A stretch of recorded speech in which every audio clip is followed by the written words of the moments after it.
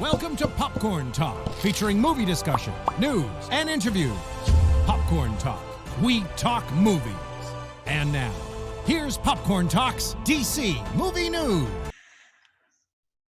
Boom! Welcome back, friends, to DC Movie News. I'm Roxy Striar, and alongside, he's always here. So, Mikey Christmas, also I was on Mike mute. I had to Kalinowski mute myself. _1. I'm I here. had a thing playing. You had no. You muted yourself. Well, I muted because I got a dog barking in the background. I don't want that to come on, but I've got good audio today. We fixed it from last time. I'm here. I've been here. Also, you got the gun show going on too. The gun show. This is my quarantine look. Yeah, well, a quarantine look that I have seen more often than the other man who I'm so excited to see his quarantine look. He's back. Business is better than ever. Adam Gertler in the house. Hey, so good to be back joining you guys. I'm glad to hear that your business is booming, buddy. That's fantastic. I'm guessing that because you're here. That. I'm guessing because you're here that things are going well enough for you to be here. Well, all that means is like the difficulty with running any business, a lot of people will tell you, is that it's hard to find good people to work it. And so, when you're the owner of the business, if you don't have someone to work the shift or someone doesn't show up or they quit or whatever, you have to do it. So there were a couple of weeks there where I was working on the line, closing the restaurant, opening it, and it was really starting to tear me apart physically. And now we're getting better and better, and the people that are there are like dependable, and it's really exciting. It is. I gotta tell you, I'm luckier than most people during this period to be part of like a making something, because it's kept me occupied, if nothing else. That's I'm really happy for you, and that's awesome. Even happier that you can be on the show today with us. Well, what we're talking about today is probably the first movie I ever saw in a theater, like when it actually came out. So no way! Yeah, wow. I have a very vivid memory of that night. Interestingly enough, what we're talking about, I think it might be the first time that I ever saw the movie, because as I was watching it, I didn't have any recollection of this movie at all. God. So that's a good tease for Superman 2, guys. That is the movie. As we know what, Mikey?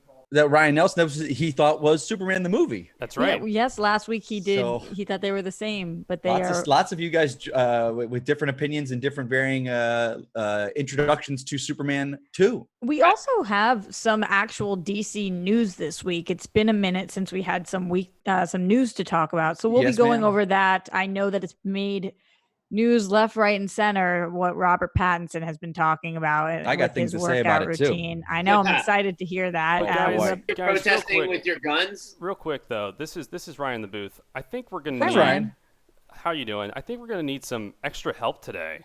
Because we have so many stories. Because we have so many stories. Well, all right, what do you got for Ryan, us? It was sad when I heard the voiceover say these 4 superheroes, and I'm like, I only count 3. Not that you're not a superhero, Ryan, but you're not. And it was sad. So is it a bird? Is it a plane? No, it's. Ooh. I think they're coming in right now. What? Whoa! Oh! Look who it is! What's up, everybody? What the hey? You gotta fly in. All right, fine. I'll do it. Oh. Jay Quasto back. When did we get you last on this show? We're graced with your presence today. You haven't been here for a minute. So happy for you to be here. Family. Oh, it's good to see. It's been, I think, since early April of last year. Wow. And I figured hold on a second, y'all were gonna kneel of last year, so over a year ago? Over a year ago, my really? friend.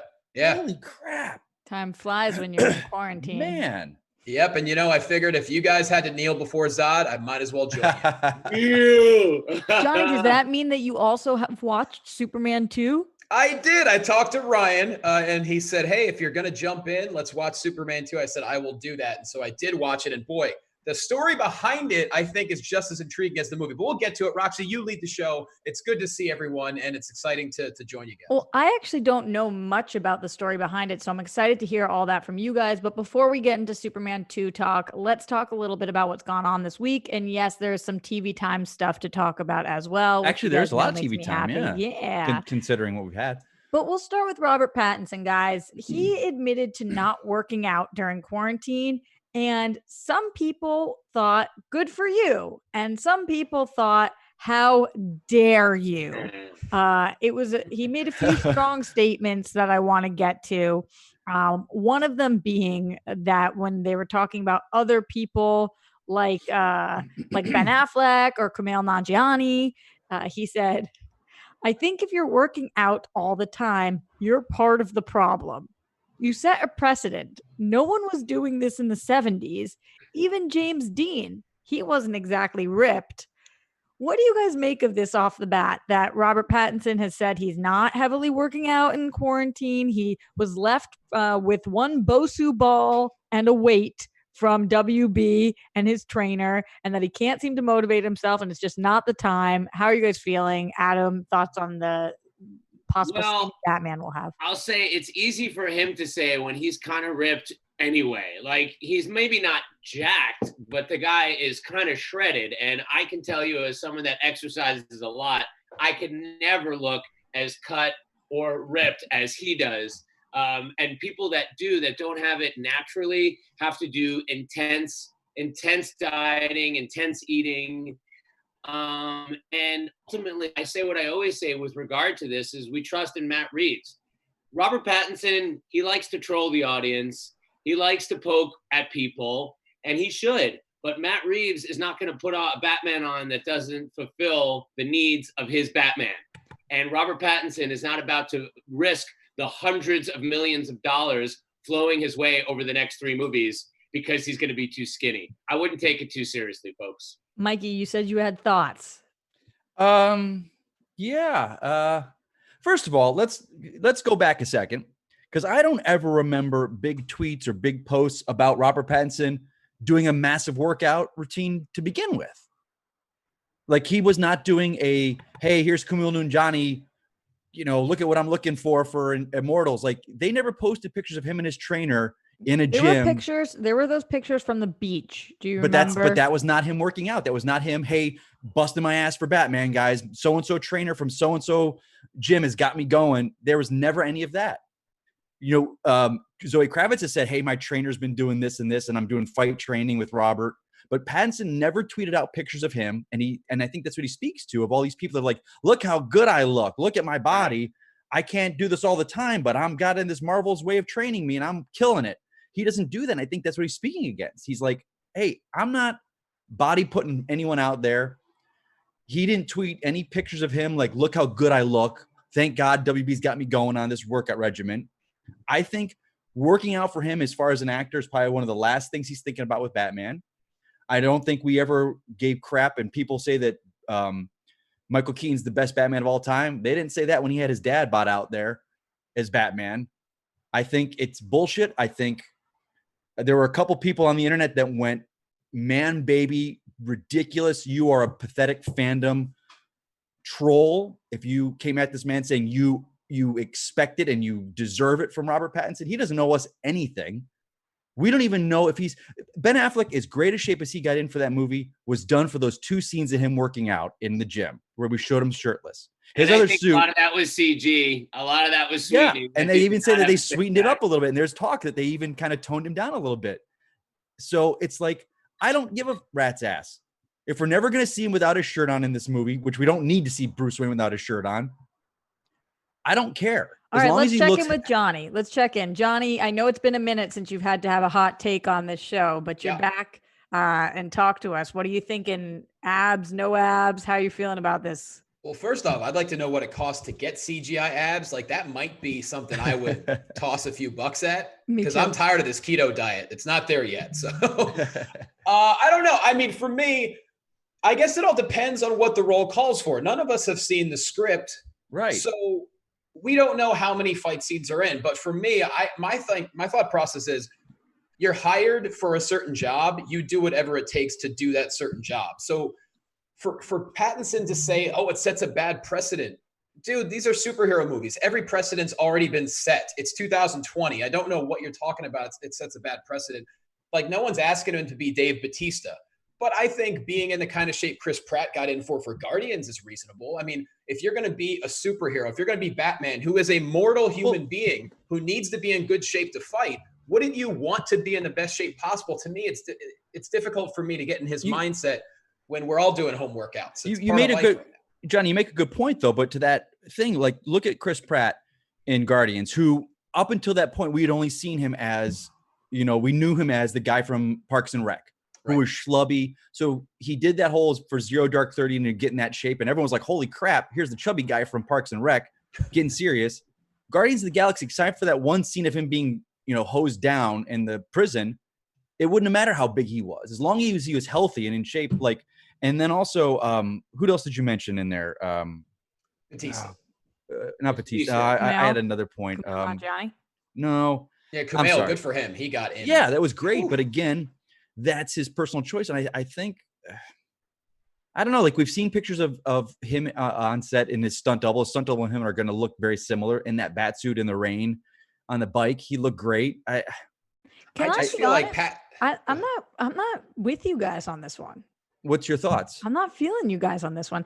Well, it seems like Johnny and I are completely ends of the different spectrum. So what are your thoughts? I think I'm closer to Johnny than I am to you, Mikey. And Mikey, you and Adam seem more aligned in this one. But to me, if you want to compare this to the 70s, you think that we could drop people from the 70s into movies today and that people would be happy with their performances? There's a lot of stuff that they were doing in the 70s that nobody would be happy about in 2020. And I thought that it was such a strange, and you guys know I'm a huge R-Bats person. This was my number one person for the role, and I still am. But this is what performers do. They transform their body. And I don't know that Robert Pattinson has to for Batman, but for him to point at other people and say, if you're working out all the time, you're part of the problem. So what, you're going to say that to Charlize Theron anytime she gains or loses weight? Christian Bale, for the 50 roles they do it for, people talk about how they're transforming and how this is part of what it takes to be a star and to really embody a role. And I think, and it doesn't mean that Batman has to be ripped, but he's got to be in pretty good shape. He's Batman. That's part of the job. But I think, Roxy, that's the point. And is that I think he's going to do everything he needs to do. And Johnny kind of said this for this movie.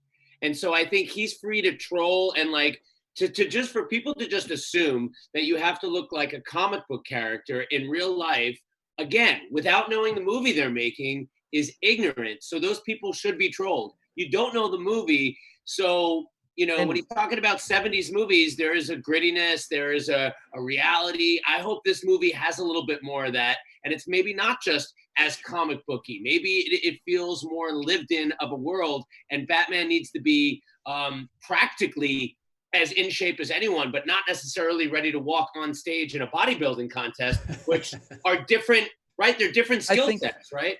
Yeah, I think people are taking his term differently. You got to look at this as Pattinson is an actor's actor. And he's sitting there going, hey, back in the day, James Dean wasn't worrying about being in shape for this movie and being completely ripped. He was coming in, doing the work for what he was doing. He's not comparing an actor in the 70s to an actor today. He's comparing what the actor, the process of what he was doing for his character. He was like, and do you think, Mikey, that working out, your health, your fitness could be part of preparation for a character? Sure. But I look at this. Here's another great example. Zach Levi, who we knew got in great shape. But then again, when they put the suit on him, everyone's like, why did he work out? All he's got these padded muscles on anyway. It didn't matter. It helps him to embody the character. And that's for him personally. So maybe for Robert Pattinson, he doesn't need that to embody Batman. He doesn't need, like Christian Bale said, which he never is fine, said, Mike. And if his statement had been a total respect for all the people who are working out for their characters, for me, I don't need that for Batman. Right. That's one thing. But what he said was, you guys are the problem. Yeah, but that's the kind of stuff he says, Roxy. He's always trolling. He look at all the interviews this guy does. He's not a guy who's going to say what you think he should say. And honestly, I found that, to me, more appealing about him. Yeah, I actually love this that he said this. This made me an even bigger fan of Pattinson. And the fact that he's getting people, the fandom, which I am a massive fan. I have bat suits in my house. I've dressed up in a Batman costume. I am probably one of the biggest Batman fans in the world. Here at my desk. By the way, Mikey, I have to interject here. Mikey, yes, sir. Mikey made a great birthday message to both my nephews in full Batman regalia. It was unbelievable. That's great. Sitting my on my nephews desk. believe I know Batman. I am one of the biggest Batman fans in the world. And I love the fact that Pattinson's like saying, screw you. And the fact that people are like, he's not Batman. He needs to put the work in. He needs to work out and respect the fandom. He doesn't respect us. He's goddamn owed it. You are a man, baby. You're disgusting. You're the reason that fandom sucks if you're out there doing this. Robert Pattinson doesn't owe you a damn thing. Okay, once again, I'm going to disagree a little bit. As someone who works in an industry full of a very, very strong fan base, you got to know your room. And if Pattinson knew that he was digging at the fans, then good for him. He can do that. But if you are getting paid millions of dollars to play Batman, I don't think it's too much to ask if you work out hard for 60 minutes a day and have an amazing diet. If you do both of those things, you're going to look fine. And that might be the case. Maybe we're overblowing what Pattinson said. I just found it very intriguing to me because if I get asked to do something like Batman, best believe I'm going to be in the best shape possible for it. I know he's a great actor. I'm not denying that. But I think, like Roxy said, I think, you can do a little bit more there. And to quote one of Roxy's favorite people in life, Bill Belichick, do your job. Do your job. And who's saying that he's not doing his job that he was hired for by Matt Reeves? Let me use that as a closing line and transition, Mike. Let me use it as a transition into our next topic, guys, which I want to talk a little bit about BVS, but no, I am not talking about the BVS that we all saw and loved or didn't love so much. I'm talking about the early 2000s possible BVS that has come to surface this week. Longtime screenwriter, producer, and director Akiva Goldsman is shedding some light on one of those scrapped superhero projects. I love when these things come up from the past. It was supposed to be directed by Wolfgang Peterson, and it was supposed to star Colin Farrell as Batman and Jude Law as Superman. And then actually, I think that he gave a quote. Yeah, Goldsman spoke to Collider about it. So here's what he had to say. He said, I wrote on this version of Batman v Superman around 2001 or 2002 when Colin Farrell was cast as Batman and Jude Law was cast as Superman and Wolfgang Peterson was directing. Well, what? I just remember this. Wolfgang Peterson being attacked. I'm just remembering it. He said, we were in prep and it was the darkest thing you've ever seen. It started with Alfred's funeral and Bruce has fallen in love and renounced being Batman. The Joker kills his wife, and then you discover it was all a lie. Just that the love itself was constructed by the Joker to break Bruce. It was a time where you would be able to get these sort of stories together in script form, but they couldn't quite land in the world. Somehow, the expectations of the object, whether they be audience or corporate or directorial, it wasn't landing quite in the way I think we imagined when we put them on the page. What do you guys make of that? Johnny, I'm coming to you on this one. Thoughts on BVS of 2000? Do you want to see a Colin Farrell, Jude Law? Any surprises here?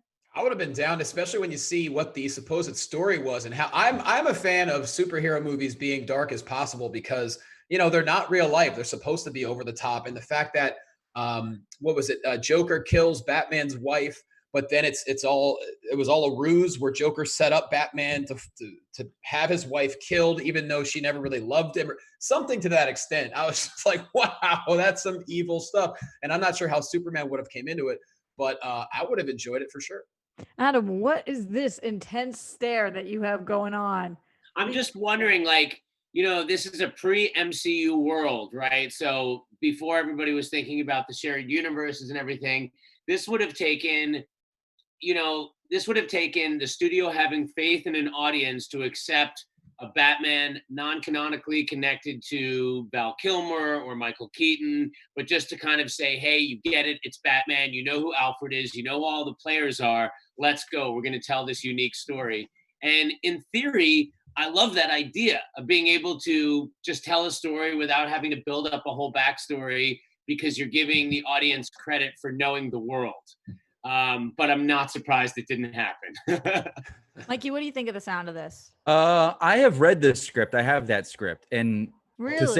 to say that's the darkest thing ever is maybe back then in 2001 it was, but by today's standards, it's nothing. Mike, how do you have the script? I Googled it online years ago. I have lots of scripts. I have the original Batman 2 script when that it was going to be a lot different than what we got in the theater. What would you say this was as dark as? What does it feel like to you? it's hard. Like it reminds me of a Daredevil in 2003, like dark like that. It by today's standards, it's not dark at all. That's not very dark. No, it's not dark at all. And it's interesting because it was kind of cool. There was a great scene of Bruce, of Batman breaking into a LexCorp facility that was really cool. But like, I think, and if I remember correctly, I think his wife is killed by a bee, like a poison bee or something. That might be the Justice League Mortal script, but I think it was this Batman versus Superman. I'm going to go look back and read it again. I've never even been stung by a bee. But it's like scared. Like it's interesting because I read the script and it wasn't anything exciting. But then I read the script for Justice League Mortal and that was a mess as well. But knowing that George Miller was going to do that, to see what kind of filmmaker he is, I don't know. Yeah, so I think when he says, I'm hoping he means when he's saying it's as dark as you think I've ever seen, in context of almost 20 years ago. Because today, by this standards, nowhere near it. Batman versus Superman is much darker. Okay. And it'd be interesting to see what the fans, and you could see what the fans wanted, because this is, like Adam had said, this was pre-MCU. This was something that the fans would have embraced. I mean, and I'd said, like if BVS came out before Iron Man in 2008, it would have been embraced completely differently. Well, like Adam said, these were, we had to go into this movie with the world, like you knew who these characters were. We weren't being introduced to everyone. I mean, Batman was getting married, so there you go.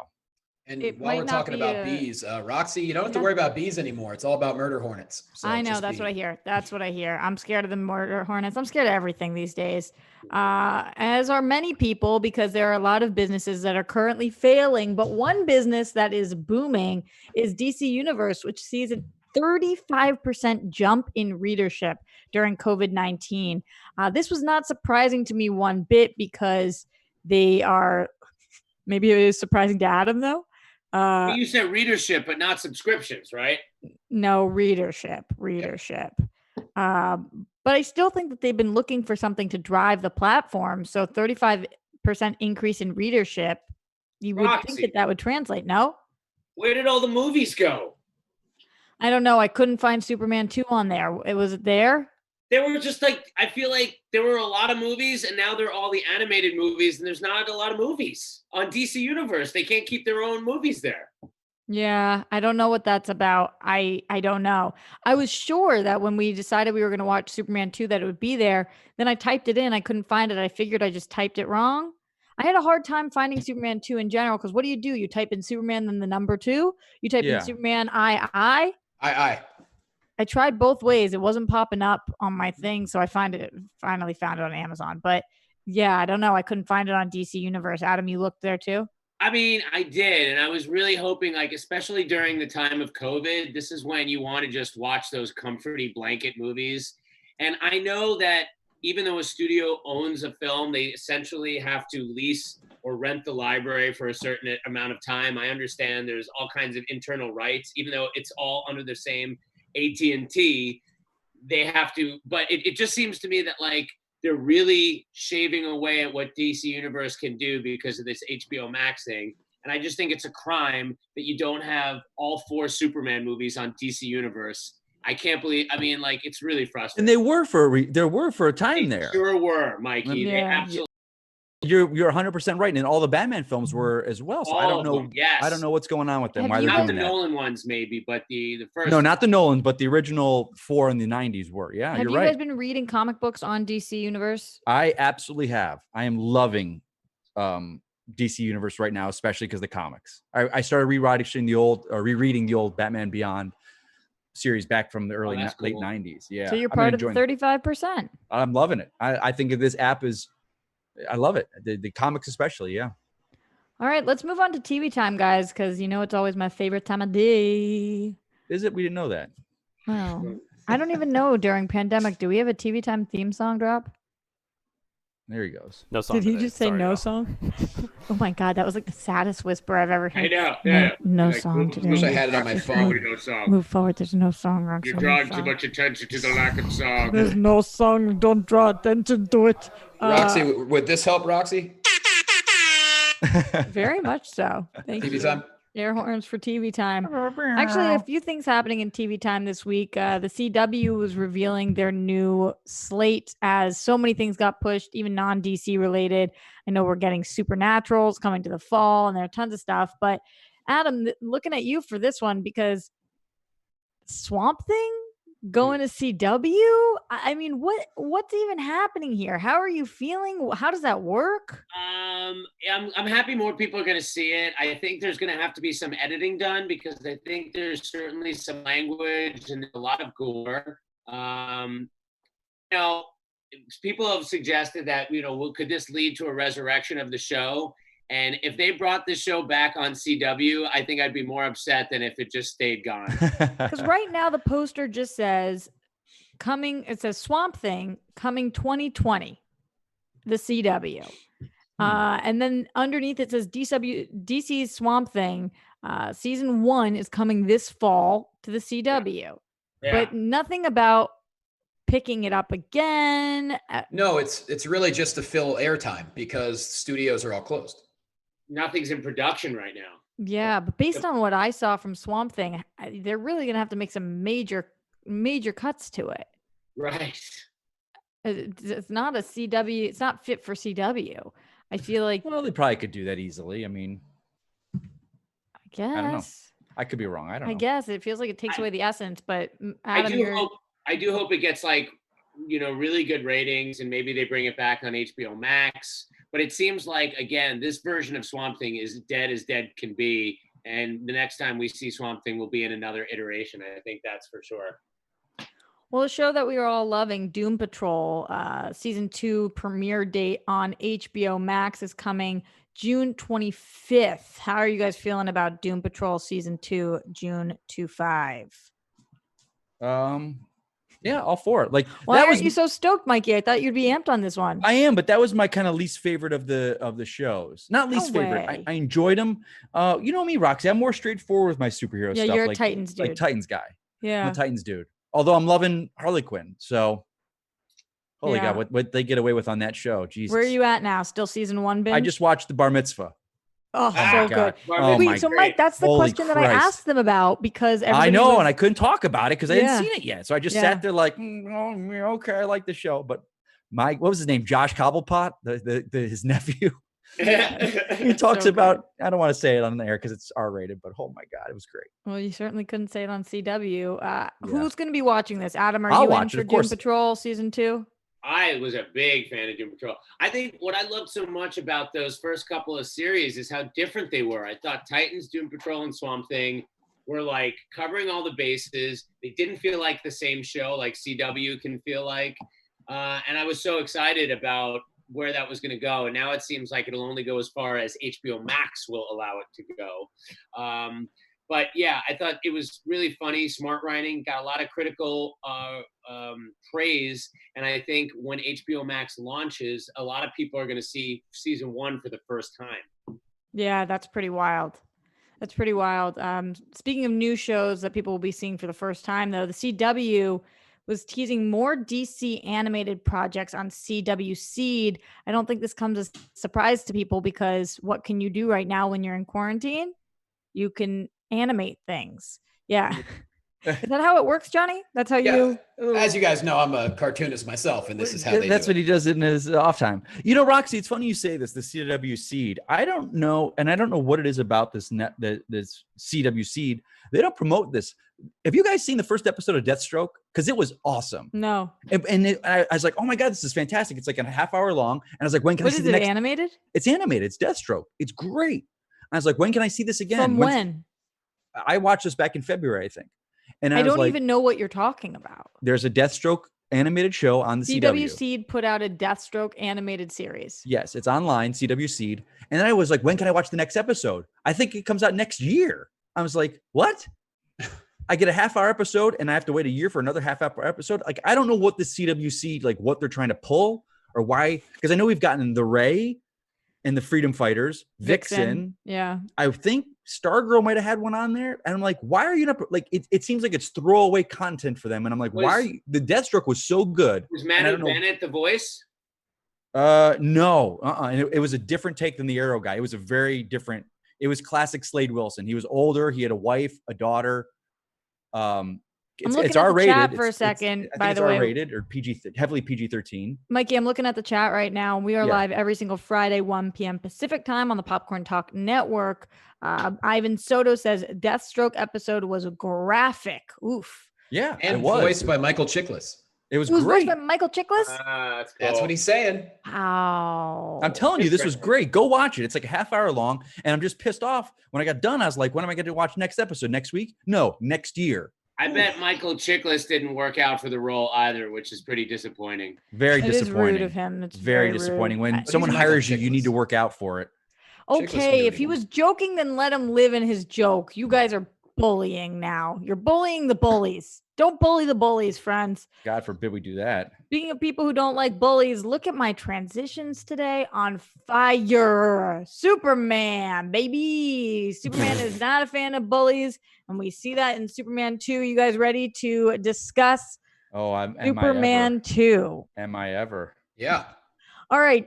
So, Adam, you said you had seen this movie in theaters. I very clearly remember I must have been 3.5 years old, right? This is 1980 this came out, or 81? 80. March of 80, I believe. So I remember being driven from Long Island to New York City, meeting up with my dad who worked in the city, going to the theater. I remember a big, stand-up or pop-up outside the theater. It felt more majestic because this is pre-multiplexes. It was a big deal. And I don't even remember watching the movie as much as I remember that, but I do know I've seen Superman 2 almost more than any other film in my life. It was always on growing up as a kid. And you're much less discerning as a kid, I think. A movie is either amazing or boring. And this was a movie I never got sick of. It was Superman versus supervillains, and that's all I needed. Yeah, buddy. Johnny, do you remember your first time with Superman 2? You asking me? Yeah. Oh, well, I was going to ask Adam, how old were you? About 3.5 going to the theater? Yeah, I think so. Yeah.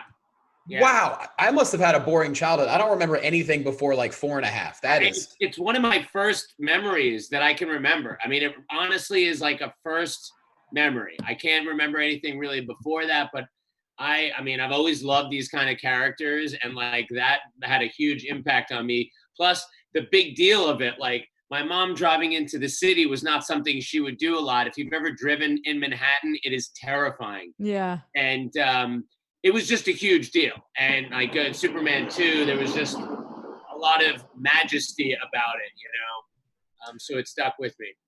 There you go. I actually don't have an early Superman 2 memory. I have one from Superman 3, but maybe I should save it and come back on when you guys do Superman 3. Come back on. But Mikey, do you want to give... You did just rewatch Superman 2. Did you have was there an initial reaction? Was it better than you think you remembered it? Considering everything that it took to get the film out, and it took a couple of years, and you had Richard Donner not getting along with Spengler, and then Donner's like, I'm out, and then Hackman says, well, then I'm out, so you have to do ADR, you have to get a stunt double, you have to have basically a new director put in 60% of the film after Donner leaves. It's kind of a miracle it even got released. With that said, I think it definitely has some holes, but I'd like to hear you guys talk about that before I throw out my little spiel. Mikey, I know we were on similar pages last week about Superman the movie. The Superman 2, for some reason, I do remember, like Adam, I remember it better than I remember the first one when I was a kid. Because as a kid, it was like so colorful. I don't say colorful, but like the villains were so much bigger. It wasn't just Lex Luthor it was like super villains. So as a kid, you're like, oh my God, this is awesome. Yeah. And I remember especially as a kid, I grew up in Buffalo, New York, which is right near Niagara Falls. So that whole Niagara Falls sequence just was like, oh my God, I know that. I know where they are right now. You grew up where? Buffalo, New York. That's where I'm from. When? I grew up in Florida, but I was born in New York. Yeah, Buffalo, New York, upstate New York. It's right on the border of Canada. When did you move to Florida? I was 6. You guys all thought he was from Florida, right? I mean, I lived in Florida majority of my life, but I was born in New York. I'm upstate New York. Adam, have you ever known that Mike was from New York? I did not know that he was. What?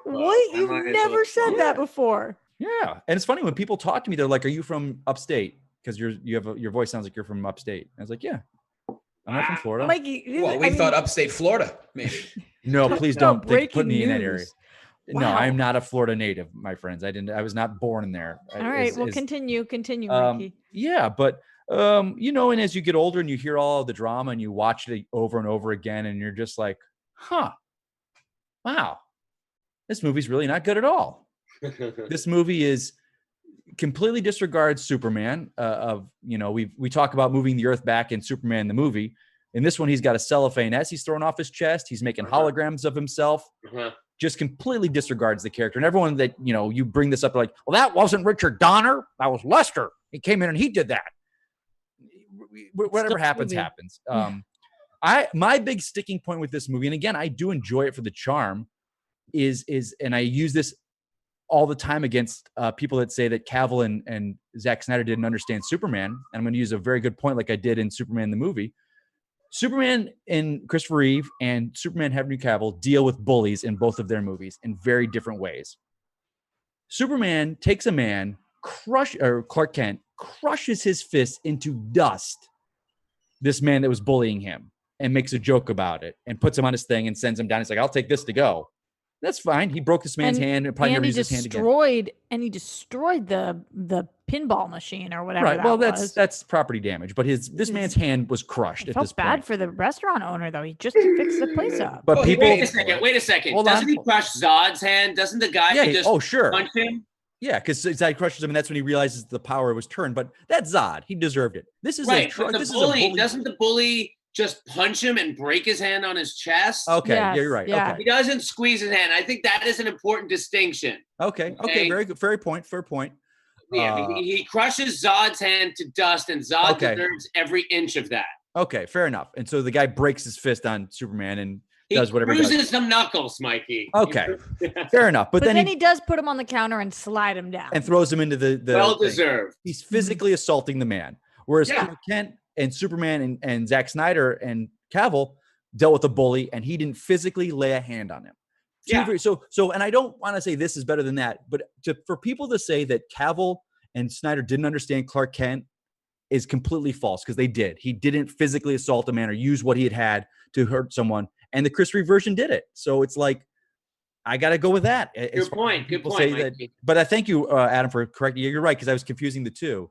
But again, it's like, the powers at the end, it's like, oh, so now the red lights, his powers, and you're just like, what's going on here? Again, as a kid, this is granted, but as a kid, when you have no idea about lore, and some of these sequences, that's the first movie I'm thinking of. There's a whole underground sequence where Lex Luthor attacks him that was put in later. But some of those powers, as a kid, you're just like, wow, awesome.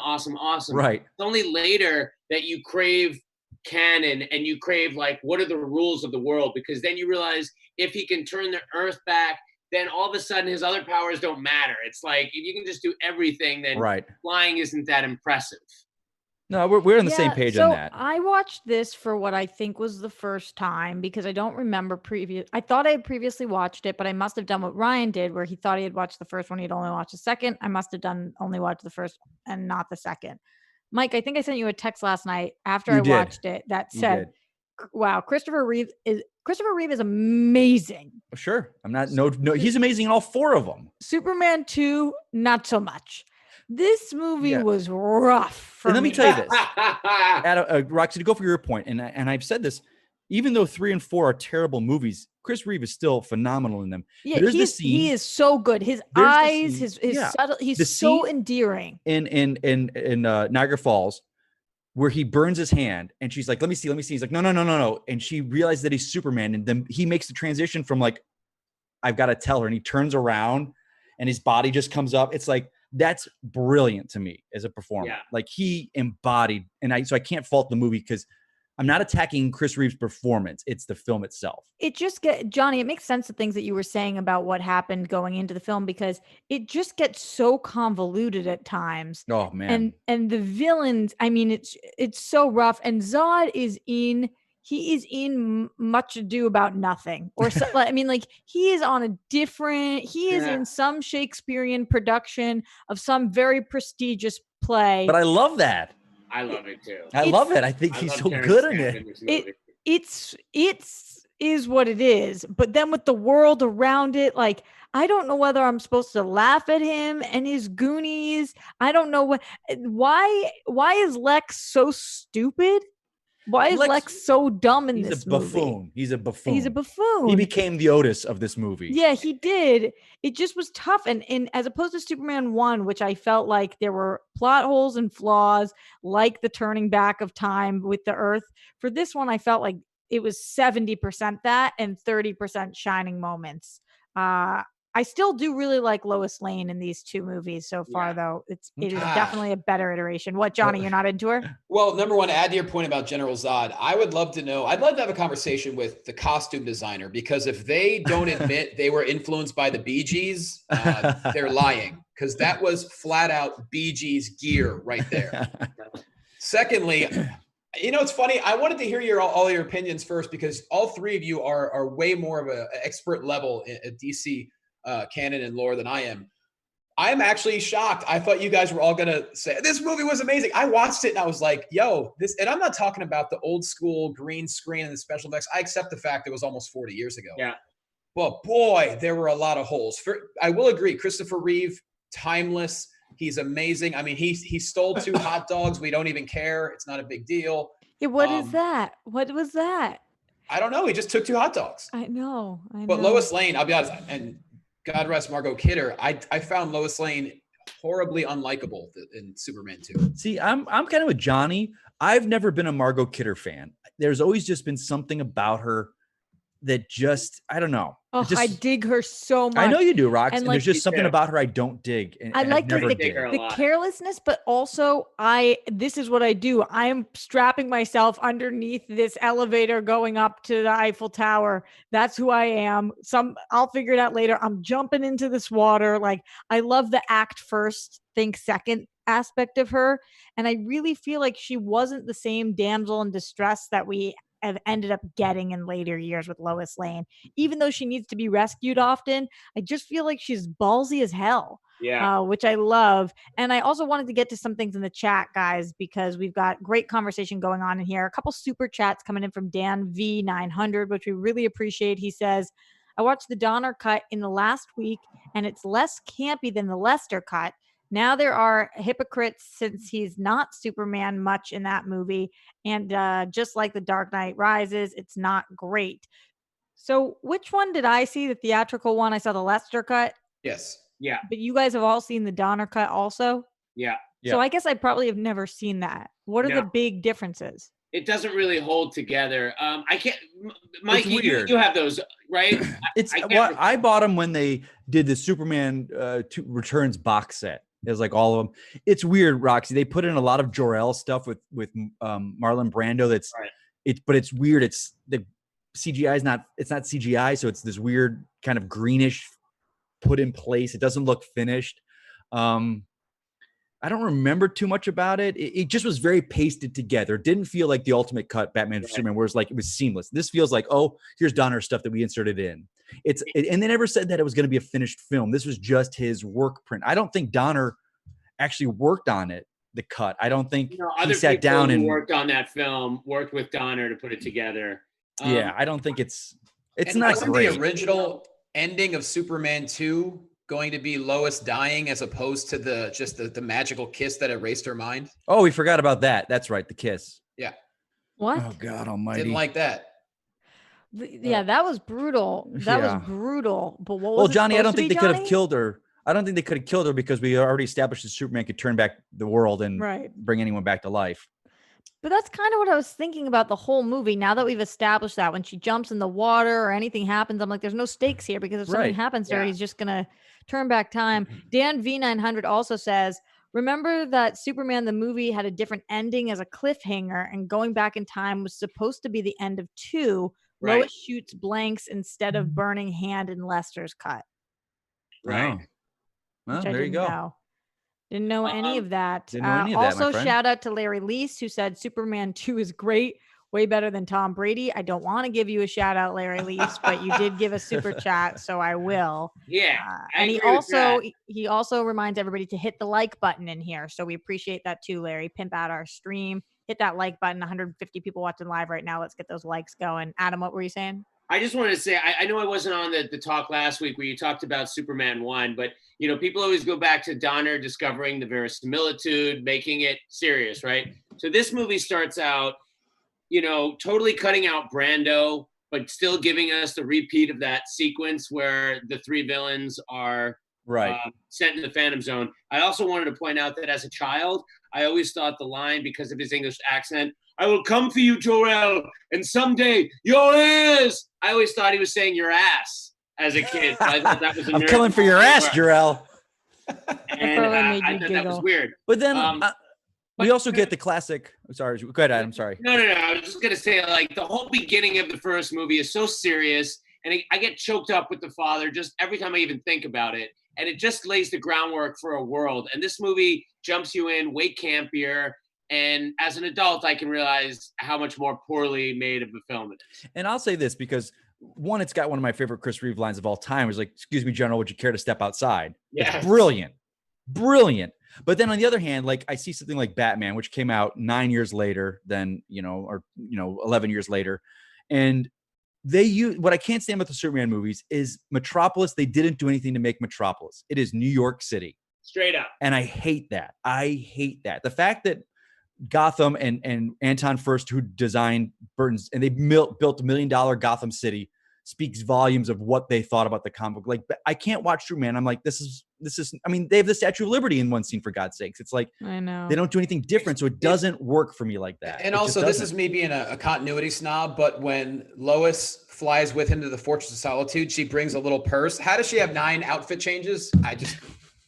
He goes and gets them. You know what we can fit in our purses, Johnny? We are magic. Here's Roxy. Yes. I'm just thinking through the movie in my head. How did that New York fight work for you? I won't even say Metropolis fight, because like Mikey, I've always thought of it as New York too. But again, because I grew up there, I kind of didn't mind that. But that fight, that whole part where he comes back, that's one of my favorite sequences in all of movie. Really? No, it didn't work as well for me when we throw him into the billboard and the whole thing. I mean, and the guy's ice cream cone with the. I think that they that really struggles from being a pre-CGI, like there was just so many strange tech things in that. But I do hear you, and I know we have to get out of here. So I do want to get final thoughts from you guys. Johnny, anything else? Any last minute Superman 2 thoughts? Oh no, I think we covered it well. I'm excited for Superman 3 because who doesn't love Richard Pryor? No, okay, you're but not. This is what we decided for next Superman week. 3. Ryan, maybe you can do some quick Googling for us, but I believe the one next on our list, which is going to make Mike so happy. I know it is. It is. You're right. That he wants to watch it would be Swamp Thing. It is. It's 82. It is Swamp next. Thing! Okay, so Swamp Thing is next. By good old Wes Craven. I cannot wait. For this. It was 1982. Adam, hopefully we get you for next week. Johnny, obviously we'd love to have you too. I know what you're doing, Adam. What? I know what he's doing. He's growing his arm back, like in Swamp Thing. He's holding up to the sunlight, growing his arm back. All right. Come on, it's Swamp Thing. Okay. Well, Adam is Swamp Thing. That's the whole point. That he is. Adam, in the meantime, though, where can everybody keep up with you? You can find Doghouse Kitchen, Badass Breakfast Burritos, Plant B, and Bad Mother Clucker, all available in Hollywood for delivery or pickup through all your major delivery services. Adam. That's where I'll be. Adam, real quick, to piggyback on that, do you have a walk-up window that I could go to? I believe they do. I'm not sure if it's active yet or not. Okay. They were building it at that facility, again, 615 Northwestern. Okay. I don't know if they had to put that idea aside because of the current situation, because they have to keep the drivers 6 feet apart. Gotcha. My restaurant's in a facility with 30 other restaurants. Okay, I see what you're saying. Got you. Okay, buddy. But Gotcha. Also on Twitter, everyone, reach out and we can continue this discussion about Dick, Donner, Lester, Superman 2 mashup. Continue the discussion about Dick. I was like, what the heck? Where do we go here? Yeah. Dick Donner. Dick conversations and sausage conversations, please direct them to Adam. Yes. Mike, where can everybody find you, my friend? At Mike Kalinowski _ Artist formerly known as. Formerly known as Mike Kalinowski. Is it Mike Kalinowski _ Johnny LaQuasto, our love. We're so happy to have you join us today. Where can everybody keep up with you? Do we get graced with your presence in the future? Talk to us. Yeah, why not? As always, at Jay Quasto. If you can tell by the background behind me, I started, following in Roxy's footsteps. Got my own little YouTube project going on called Triple Threat, where I do it's basically a conversation / game show with 3 very different, very interesting people. So you can just click on my YouTube and subscribe. I'd love to have you watch that. Otherwise, I want to thank everyone for supporting me over the past year plus on the journey, and I hope to have it continue soon. But yeah, I can't wait to come back. I mean, let's make it happen. Ryan, our amazing producer, at Ryan Nilsson. At Ryan Nilsson, RYNILSEN. Oh, she got it. She got it. You guys can find me everywhere at Roxy Striar. And in 30 minutes from now, I will be live at the Roxy. I'm doing some show and tell today, guys. I have a box of, I don't know if you guys do this, but I keep like memory boxes. So I'm going through one of my memory boxes. Oh, God. The things that are going to come out of that thing. I don't even know what's in here. God. I'm not pre-screening it. So we'll see what the hell is in there. Could be a doozy. Thank you guys for watching DC Movie News. Do not forget to like, comment, subscribe. We appreciate you guys all being here. And we'll see you next week, Friday, 1 p.m. Pacific time on Popcorn Talk Network to talk about Mikey's favorite, just kidding, Adam's favorite, Swamp Thing.